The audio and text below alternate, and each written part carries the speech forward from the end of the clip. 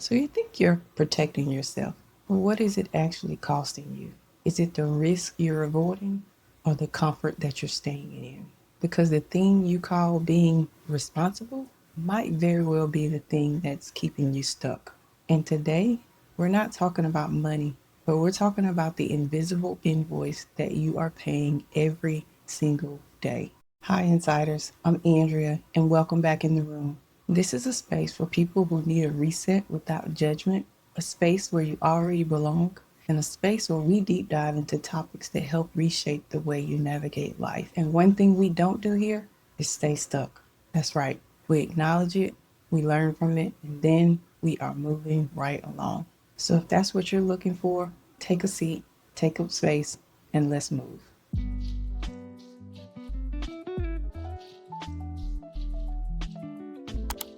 So I think one of the biggest lies we tell ourselves is that I'm just waiting for the right time.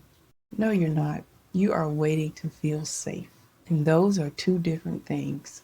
Because if we're honest, most people already know the thing that they should be doing. They know they need to apply for the job, start the business, post the content, have that difficult conversation, set those boundaries, or maybe it's just simply trying again. The issue usually isn't information. The issue is usually emotional exposure. People are afraid of what happens after they try. What happens if I fail? What happens if I embarrass myself? What if people judge me? And sometimes the deeper fear is what if I actually succeed and my life changes? Because growth changes relationships. Growth can change your identity. Growth can change expectations. And it can even change how people respond to you. And most people aren't ready for the version of themselves that they keep saying they want to become. That's a real thing. A lot of people want to expand, but emotionally, they're still negotiating for safety. And safety will keep you in familiar pain for years if you let it. Now, here's where the conversation becomes uncomfortable because avoidance feels harmless when you're doing it. It feels temporary, it feels logical, and it can even feel responsible. But avoidance has a cost, and most people don't calculate it until years later. Let's talk about the emotional cost first, because there is a certain kind of exhaustion that comes from constantly abandoning yourself. Not physical exhaustion, emotional exhaustion. The exhaustion of knowing you're capable of more, but continuing to play smaller than your potential. That creates resentment. And sometimes people think they're mad at others when really they're frustrated at themselves for not moving. You ever notice how someone else's success can irritate you even though technically they've done nothing wrong? That irritation usually is revealing something unhid within you. And it's not because you're a bad person, but their movement is confronting your hesitation. Their action is exposing your delay. And if you sit in that long enough, you slowly begin to lose trust in yourself. Because every time you say you're going to do it and then you don't, your nervous system starts believing that you're not the type of person that follows through. And that actually matters more than you think because identity is built through repetition. You don't become confident by thinking different. You become confident by surviving difficult things. And that's why avoidance is dangerous because avoidance trains your nervous system to retreat instead of expand. And over time, retreat becomes personality.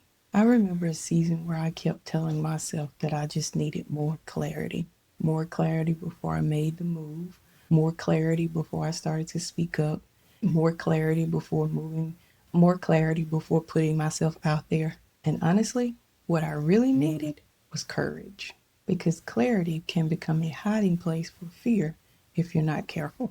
Some people are researching, planning, watching the podcast, taking notes, not because they're not prepared, but because preparing feels safer than actually beginning. And I had to realize that there is no amount of preparation that is going to remove the amount of vulnerability that is necessary for growth. At some point, you just have to decide to move even when you're uncertain. And I think that's the part that no one tells people enough. Growth is uncomfortable, and I think it's partly because it requires you to act before you feel comfortable, or even validated. You have to be willing to look inexperienced, unpolished, and uncertain. And if your identity is attached to feeling confident, growth will terrify you because beginners can't protect their ego and grow at the same time. One of them has to go. So let's really calculate the invoice for a second. What is staying stuck costing you? Not hypothetically, but actually. Maybe it's costing you income because you keep shrinking in rooms that you've already outgrown. Maybe it's costing you relationships because unfulfilled people eventually become emotionally unavailable versions of themselves. Maybe it's costing you your confidence because every delayed decision reinforces the hesitation. And maybe it's costing you time. And that is why I need people to stop romanticizing comfort. Comfort is not always peace. Sometimes comfort is avoidance wearing a softer outfit.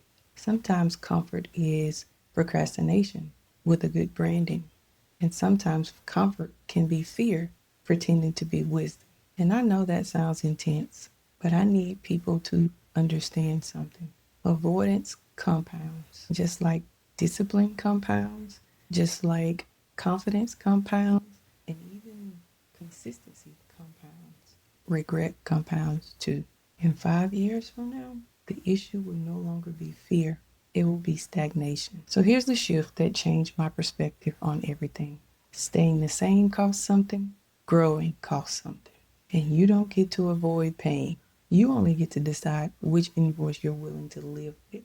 Because yes, growth is uncomfortable. Growth will stretch you. Growth will expose you. It will even challenge you. Staying stuck drains your confidence. It drains your excitement. It drains your sense of possibility. So if both paths are uncomfortable, choose the discomfort because it actually leads you somewhere. That's the difference. One pain expands you and the other shrinks you. Fear is not a stop sign. Fear is often confirmation that you're standing near growth, not always danger. Sometimes your nervous system is reacting simply because your identity is changing, and identity shifts can feel vulnerable. But vulnerable does not mean wrong. So here's what I want you to do after this video. Not tomorrow, not next month, today. First, name the thing you've been avoiding. Be specific. Secondly, I want you to write down what it is costing you. Is it emotionally? Is it financially?